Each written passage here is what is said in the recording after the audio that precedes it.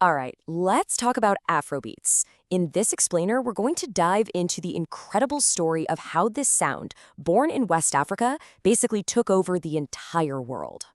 So let's start with what's happening right now, because Afrobeats isn't just growing anymore, it's absolutely dominating. You don't have to look any further than the 2024 MTV EMAs. You've got South Africa's Tyla winning Best Afrobeats, and look at who she was up against. A whole field of Nigerian superstars like Burna Boy and Iris Star. I mean, this wasn't just a win, it was a huge statement that this fire is spreading across the entire continent and lighting up the global stage. And it's not just the awards. The numbers are just as explosive. Check this out. The music market in sub-Saharan Africa shot up by a staggering 22.6% last year. To put that in perspective, that makes it one of the fastest growing regions for music on the entire planet. So no, this isn't just some passing trend. It's a full-on commercial tidal wave. But, this whole movement is so much bigger than just sales figures. At its heart, it's a sound that's connecting cultures all over the globe. As the CEO of IFPI, Victoria Oakley, said, it's a unifying force. So the big question is, how did this sound get so incredibly powerful? Well, to figure that out, we've got to rewind the track a bit. Okay, so first things first, we absolutely have to talk about the name. Because you've probably heard Afrobeat and Afrobeats, right? And it might seem like a tiny detail, but trust me, that one little S at the end, it represents a massive, massive difference in history and sound. So here's the breakdown. You've got Afrobeat, no S, and that's the revolutionary sound from the 1970s, pioneered by the one and only, the legend, Fela Kuti. Think of it as this politically charged mix of funk, jazz, and traditional Nigerian music. But then you have Afrobeats, with an S, and that's the 21st century phenomenon we're all hearing today. It's really more of a modern umbrella term for this whole wave of West African pop. Right, so the sound we're diving deep on today is Afrobeats with the S, and it's this incredibly vibrant fusion that really started bubbling up in the 2000s.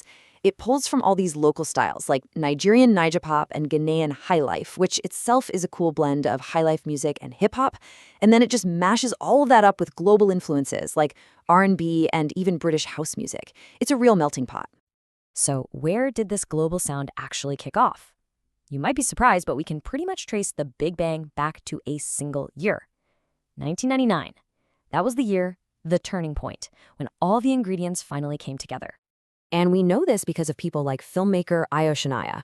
This guy was on the ground, camera in hand, documenting the scene for over 2 decades. And he calls 1999 the crossroads. He says that was the year the fuse was lit, the moment all this underground energy just started to boil over and crash into the mainstream.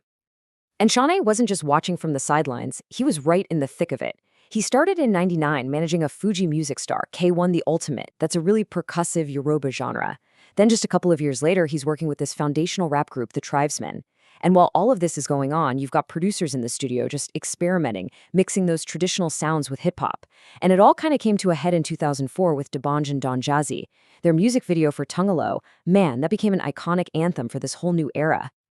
So, at the very heart of this revolution, you really had 3 pioneering boy bands. Think of them as the 3 pillars that built this new sound. You had the Tribesmen, who brought that raw rap and hip-hop swagger. Then there was the Remedies, delivering these super infectious pop and dancehall vibes.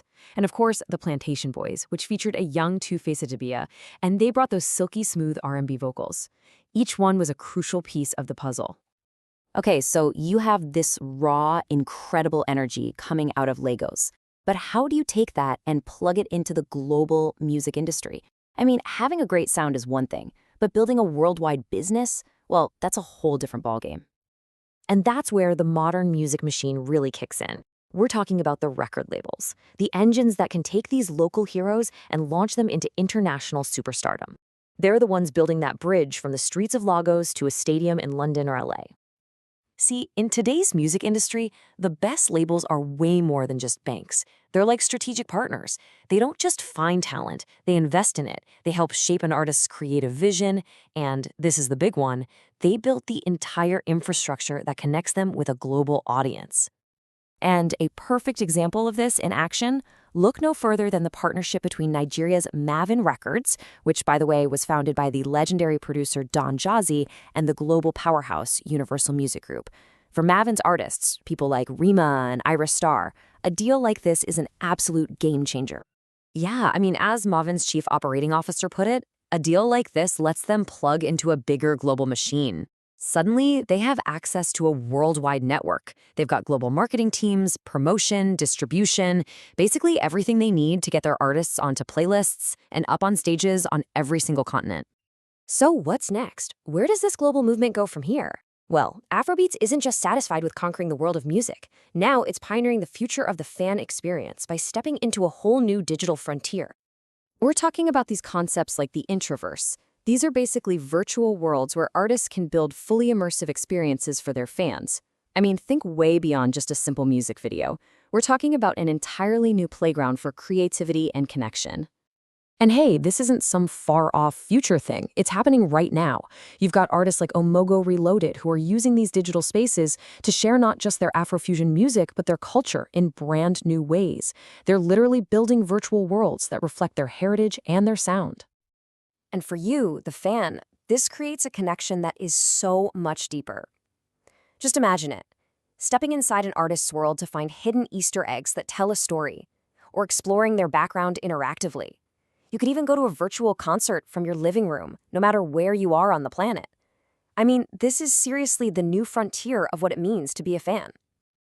Which brings us to a really powerful final thought.